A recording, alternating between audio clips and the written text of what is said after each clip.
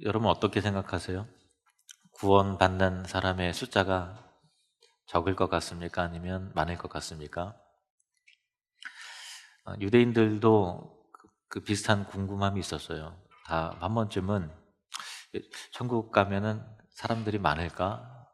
아니면 우리 생각보다 적을까? 뭐 그런 궁금한 생각하듯이 유대인들도 당시에 구원받는 사람의 숫자가 많을 것인가 적을 것인가에 대한 그 궁금함과 또 서로 간에 토론도 하고 그랬습니다. 논쟁도 하고요. 근데 그 전제는 늘 깔려 있는 전제는 뭐냐면은 유대인들은 기본적으로 택함을 받았기에 당연히 구원을 받는다. 구원의 대상이 유대인이다라고 하는 조건은 깔려 있고 그 가운데서 서로 의견이 분분하기를 유대인들은 중에서도 극악한 사람들은 구원에서 제외되는 것 아니겠는가라고 하는 그런 것.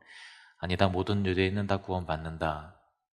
아니다, 유대인들 중에서도 우리가 생각하는 것보다 소수만 구원을 받지 않겠느냐라고 하는 그런 당시의 논쟁이 있었고요. 더 나아가 유대인 외에도 사마리아인이라든가 또 그 이방인들 몇몇은 그래도 구원받지 않겠는가? 그들에게도 하나님께서 구원의 문을 열어놓으셨는가라고 하는 부분에 있어서 궁금하게 여겼죠. 그러니까 예수님을 만나니까 평소에 본인들끼리 궁금하게 여기고 정답을 가지고 있지 못했던 부분들을 예수님이 오셨으니까 이참에 한번 물어보자. 그래서 예수님에게 구원받는 사람이 적으니까 이렇게 그 묻는 것입니다. 네, 그런데 예수님께서는 직접적으로 이 질문에 대해서 직접적인 답변, 그러니까 구원받는 자가 적다, 아니다, 구원받는 자는 많다, 이렇게 대답하지 않으시고요. 누가 구원을 받는가, 구원을 받기 위해서는 어떻게 해야 되느냐, 이렇게 해야 된다라고 하는 그 구원의 방법에 대한 말씀을 하셨습니다. 우리가 이 말씀을 통해서 두 가지 그 깨달음을 얻게 되는데, 예수님 말씀을 통해서 첫 번째는 좁은 문으로 들어가기에 애써야 된다, 좁은 문으로 들어가야 된다라고 하는 것이고요. 그리고 두 번째는 일단 그 구원의 문이 한번 닫힌 후에는 누구라도 밖에서 그 문을 두드려도 열려지지 않는다. 그러니까 구원의 기회가 이 땅 가운데도 주어지지만 닫힌 이후에는 두 번 다시는 기회가 없다라고 하는 그 두 가지 진리를 예수님께서 말씀하시는 내용입니다. 24절 말씀을 보시겠습니다. 24절 함께 읽겠습니다. 시작. 좁은 문으로 들어가기를 힘쓰라. 내가 너에게 이르노니 들어가기를 구하여도 못하는 자가 많으리라. 들어가기를 힘쓰라. 그냥 좁은 문으로 들어가라 이렇게 하시지 않고 좁은 문으로 들어가기를 힘쓰라, 들어가기를 힘쓰라 이렇게 말씀을 하셨어요. 얼핏 생각을 하면은 구원받는다는 것은 뭔가 노력하고 힘쓰고 애써야 구원을 받는 것인가 라는 그런 생각도 할 수 있겠습니다만 예수님께서 말씀하시는 의도는 구원받는 것이 어려운 길이니까 열심히 노력해야 된다, 그런 의미는 아니고요. 하나님께서 우리를 구원하실 때 물론 하나님의 영원하신 작정과 선택하심으로 말미암아 구원의 선물이 우리에게 주어지는 것이죠. 그런데 하나님은 우리를 기계적으로 주입시키시고 우리가 원하지도 않는데 옛다 구원 뭐 이런 식으로 구원을 던져주시지 않고 우리를 인격적으로 대접하세요. 인격적으로 대접하신다라고 하면 우리의 의지를 동원시키시고 또 우리를 감동시키시고 우리로 하여금 결단케 하시고 우리로 소망을 두게 하셔서 구원을 사모하는 마음, 천국을 소망하는 마음을 주심을 통해서 구원은 하나님의 은혜요 선물이고 하나님의 인도하심이 하나님의 주권이지만 그러나 우리가 삶 가운데서 느끼기에는 내 마음 가운데 소망함이 생기고 믿음의 결단이 일어나게 되고 내가 좁은 길로 들어가야 되겠다라고 하는 이 마음의 결단과 의지가 동원되는 그런 인격적인 초청이요 부르심이다 라고 하는 그 측면에서 예수님께서는 좁은 길로 들어가기를 힘쓰라 이렇게 말씀을 하신 것입니다. 마태복음 11장 12절 말씀을 보시면요, 마태복음 11장 12절에 세례 요한의 때부터 지금까지 천국은 침노를 당하나니 침노하는 자는 빼앗느니라. 그러니까 우리 인간의 측면에서 천국에 들어가기에 어떻게 된다고요? 애써야 된다라는 거예요. 그러니까 우리 인간에서 적극적인 소망함을 가져야 된다라고 하는 부분에 있어서 천국을 침노하는 자는 빼앗는다라고 하는 우리 측면에서 그 적극적인 표현을 이렇게 쓰고 계시죠. 히브리서 11장 16절 말씀을 보시면 우리 믿음의 선배들이 하나님 나라에 대해서, 구원과 천국에 대해서 어떤 자세를 가졌느냐, 그 부분에 대해서 기술하고 있는데, 그들이 이제는 더 나은 본향을 어떻게 한다고? 사모하니. 천국을 사모하는 자는, 여러분, 천국은 사모하는 자의 것입니다. 사모하니 곧 하늘에 있는 것이라. 이 땅에 있는 것이 아니라 하늘에 있는 것을 사모한다라는 거예요. 이 땅에 있는 것을 사모하고, 땅에 있는 바라보는 것이 아니라 하늘을 사모하고, 그 나온 본향 천국을 고대한다라는 것이죠. 이러므로 하나님이 그들의 하나님이라 일컬음 받으심을 부끄러워하지 아니하시고 그들을 위하여 한 성을 예비하셨느니라, 이렇게 되어 있어요. 그러니까 역으로 바꿔서 말하면은, 천국은 사모하는 자의 것이라는 것은, 천국은 사모하지 않는 자는 천국에 들어갈 수 없는 거예요. 잘 보세요. 구원에 대한 감각도 없어요. 천국에 대한 기대도 없어요. 천국에 대해서 소망도 없어요. 반응도 보이지 않아요. 그런데 그 사람이 어떻게 천국에 들어가겠어요? 그러니까 천국은, 구원을 받기를 원합니다. 예수여 나를 구원하소서, 내가 천국을 사모합니다, 하나님 나라에 진입하기를 원합니다 라고 우리 의지를 동원하고 또 믿음으로의 자세로서 방향을 잡고서 그렇게 나아가는 자의 것이다 라고 이렇게 예수님 말씀하시는 것이죠. 여러분, 축복합니다. 구원을 사모하십시오. 천국을 사모하십시오. 여러분의 의지를 동원하고 결단함으로 말미암아 좁은 문으로 들어가기를 힘쓰시기를 바랍니다. 그런데 왜 좁은 문일까요?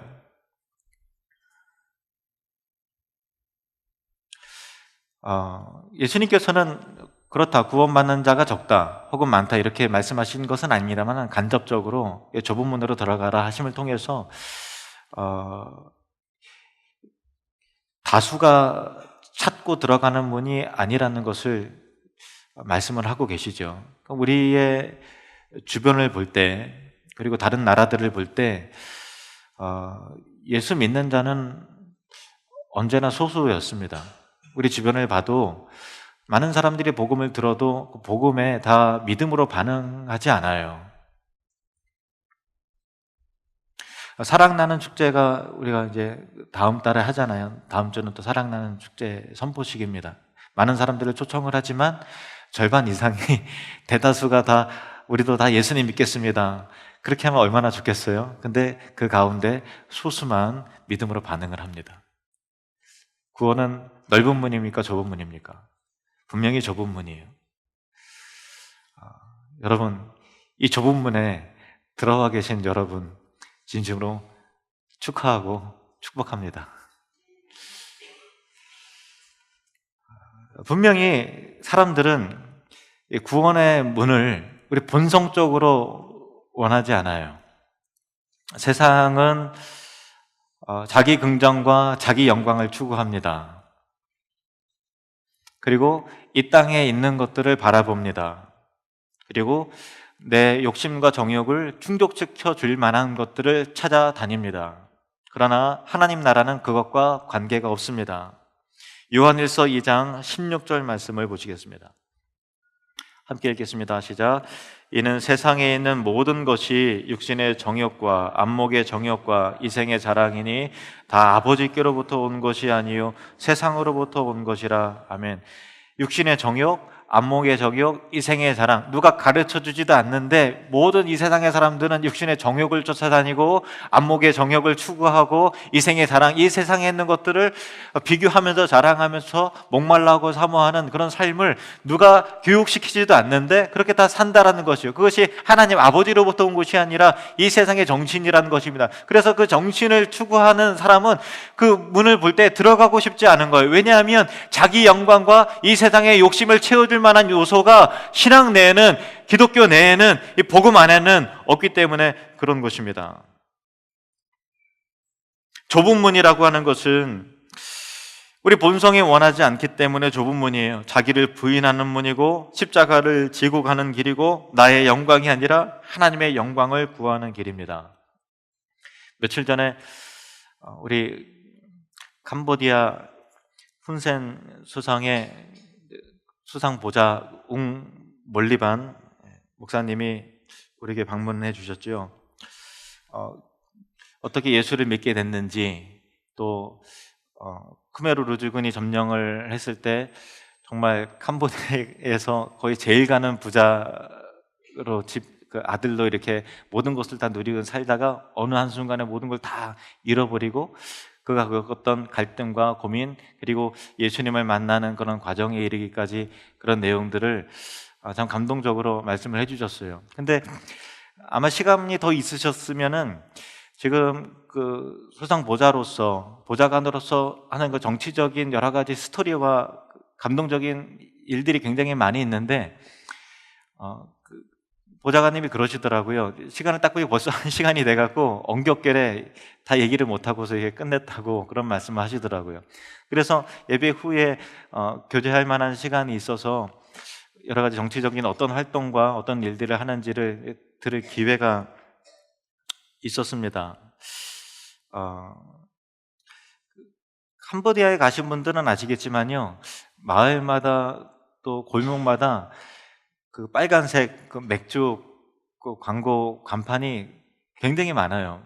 그 좀 과장을 하면은 100m마다 한 번씩 보일 정도로 그렇게 많아요. 그런데 제가 그 맥주 이름이 다 그 나라 이름이에요. 캄보디아 맥주, 앙코르 맥주. 그래서 참 신기해서 선교사님한테 물어봤어요. 왜 맥주 이름이 다 이렇게 그러냐고 그랬더니, 진짜 모든 젊은이들이 저녁 때 일을 마치고 오면은 이제 캄보디아 맥주, 또 앙코르 맥주, 그런 맥주를 사서 정말 밤늦도록 취하고, 그래서 어떤 좀 문란하게 하고, 그리고 또 가정 폭력도 이루어지고, 그런 더 많은 타락의 길로 많이 가고 있는 것 같아서 좀 안타깝다, 그런 얘기를 하시더라고요.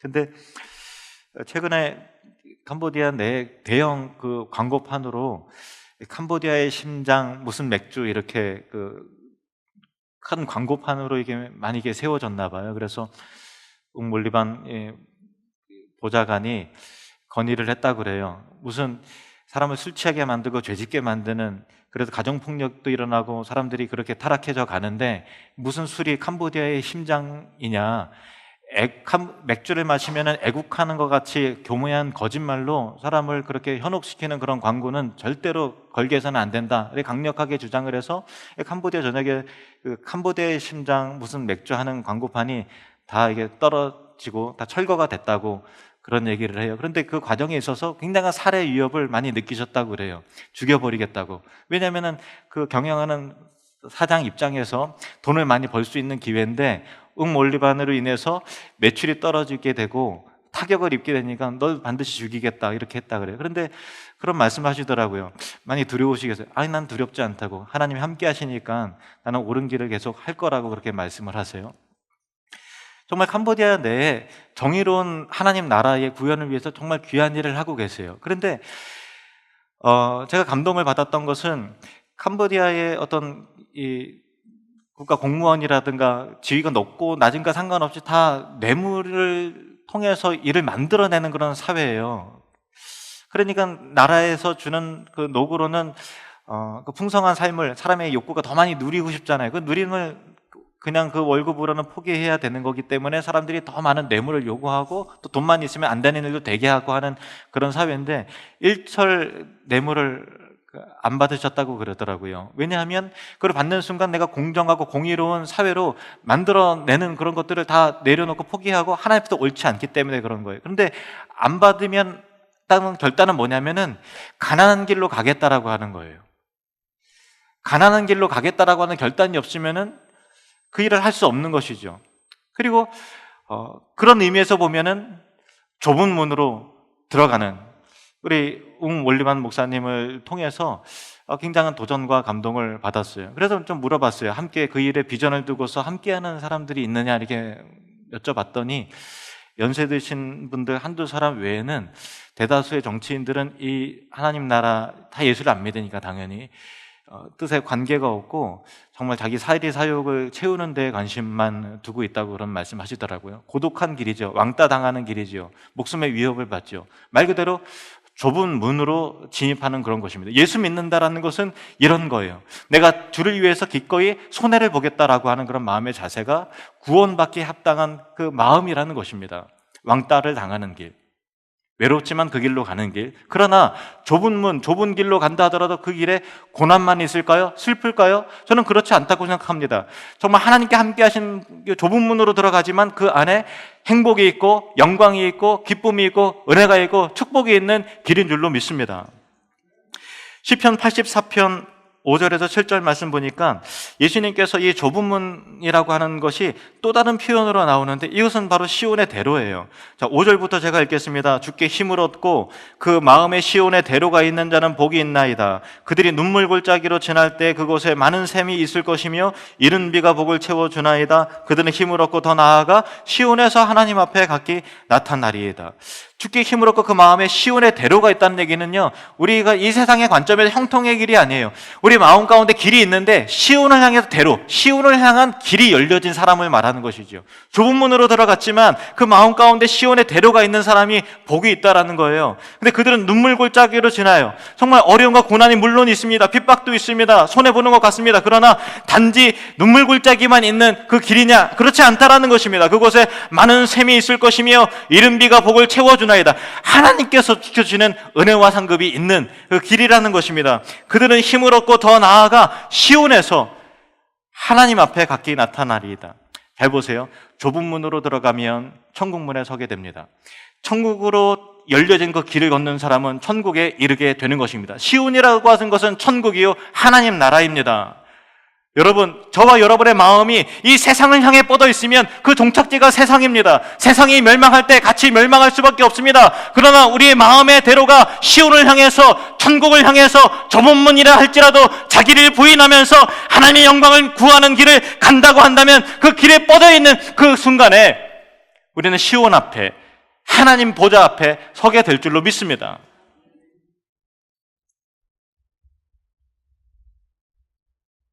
정말 행복한 길은, 정말 행복한 문은 좁은 문, 시온의 대로로 가는 사람이 정말 행복합니다. 세상 사람들이 보기에는 손해보는 것 같고 또 주일날 어디 놀러도 못 가고 세상 사람들이 보기에는 어떻게 생각할지 모르겠지만 비교할 수 없는 영광과 행복이 좁은 문 안에 있고 시온의 대로 안에 있음을 믿으시길 바랍니다. 예수님께서 오늘 말씀하신 구원에 대한 또 다른 교훈을 찾아보도록 하겠습니다. 24절, 25절 말씀을 보시면 좁은 문으로 들어가기를 힘쓰라. 내가 너희에게 이르노니 들어가기를 구하여도 못하는 자가 많으리라. 집주인이 일어나 문을 한 번 닫은 후에 너희가 밖에 서서 문을 두드리며 주여 열어주소서 하면 그가 대답하여 이르되 나는 너희가 어디에서 온 자인지 알지 못하노라 하리라. 하나님이 언젠가 외면하신다는 거예요. 근데 들어가기를 구하여도 못하는 자가 많으리라 라고 하는 것은요, 이 땅 가운데서는 얼마든지 들어가기를 구하면 들어갈 수 있는 그런 문이에요. 그러나 다치게 되면, 살아있을 때 구원 얻을 기회가 있는 것이지 그 사람이 죽은 다음에는 구원 얻을 기회가 그 사람에게는 주어지지 않습니다. 근데 문제는 뭐냐면요, 우리가 언제 죽을지 모르잖아요. 그 사람이 언제 죽을지 모르잖아요. 언제 구원의 문이 닫힐지 아무도 모르는 거예요. 죽음이라고 하는 것은 구원의 문이 닫히는 순간인데 믿지 않는 자의 입장에서, 그리고 예수님, 우주적으로는 우리 예수님께서 재림하시고 다시 이 땅에 오시는 그 순간이 그 문이 닫혀지는 그 순간이죠. 그런데 그 이후에는 기회가 없습니다. 왜냐하면 이 땅에서 살아있을 때 그 복음을 외면한 자에게는 하나님도 외면하시겠다, 그렇게 말씀을 하시는 것입니다. 그래서 우리가 그 좁은 문으로 이미 들어온 우리들은 항상 감사해야 되지만 동시에 아직 그 문에 진입하지 못한 사람들을 향해서 복음을 전해야 되는 것입니다. 사랑 나눈 축제가 5월 20일 그리고 27일 다음 달에 있습니다. 한 달 뒤에 있습니다. 그리고 다음 주에는 4월 22일 선포식을 합니다. 좁은 문으로 들어가기를 힘쓰라 라고 하는 그 말씀처럼 하나님께서는 강압적으로 그가 원하지 않는데 복음을 주시거나 그러지 않습니다. 그리고 억지로 우리가 그 문에 떠다 미룰 수도 없어요. 구원을 받으라고 등 떠다 미룰 수도 없어요. 그런데 한 가지 할 수 있는 것은 구원의 복음이 전해지는 이곳에 강건함으로 그 복음을 듣게 할 수는 있습니다. 물론 복음을 듣는 자가 다 믿음으로 반응하는 것은 아니지요. 대다수의 사람들은 여전히 넓은 문으로 가기를 원하고 세상의 쾌락을 쫓아 갈 것입니다. 그러나 하나님께서 택하신 소수가 반드시 있는 줄로 믿습니다. 매년 사랑나는 축제를 할 때마다 하나님께서는 택하신 자들을 보내주셨고 좁은 문을 기꺼이 들어가길 원하는 사람들을 우리에게 보내주셨습니다. 그것이 사랑나는 축제인 것입니다. 29절 30절 말씀을 보시겠습니다. 29절 그리고 30절 말씀 같이 읽겠습니다. 시작. 사람들이 동서남북으로부터 와서 하나님의 나라 잔치에 참여하리니 보라, 나중된 자로서 먼저 될 자도 있고 먼저 될 자로서 나중될 자도 있느니라 하시더라. 아멘. 동서남북으로부터 와서 하나님 나라의 잔치에 참여하게 되는 일들이 일어난다. 30절 말씀에 나중된 자가 먼저 되고 먼저 된 자가 나중될 자도 있다. 이것은 마태복음에도 나오는 표현이고요.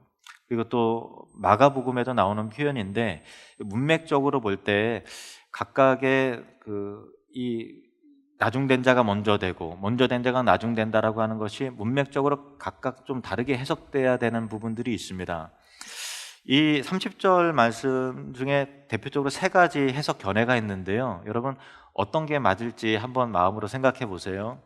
첫 번째 견해는요, 지옥에서의 그 죄의 크기에 따라서 지옥의 어떤 형벌의 크기가 다르듯이 하나님 나라에 천국에서도 영광의 차이가 있는데 이 먼저 될 자가 나중된 자가 먼저 되고 나중된 자가 먼저 된 자 할 때 그 영광의 차이가 역전되는 일이 일어날 것이다 라고 하는 그 첫 번째 해석이 있고요. 두 번째 견해는 뭐냐면 이 세상에서의 영광이 하늘에까지 이어지는 것이 아니다 라고 하는 거죠. 이 세상에서 지위가 높고 또 부유함으로 인해서 많은 사람들에게 부러움을 받는 사람이 있어요. 그러나 내세에 그 영광이 이어지는 것 절대 아니다 라고 하는 측면에서 먼저 된 자가 나중되고 나중된 자가 먼저 된다라는 그런 의미, 두 번째 견해고요.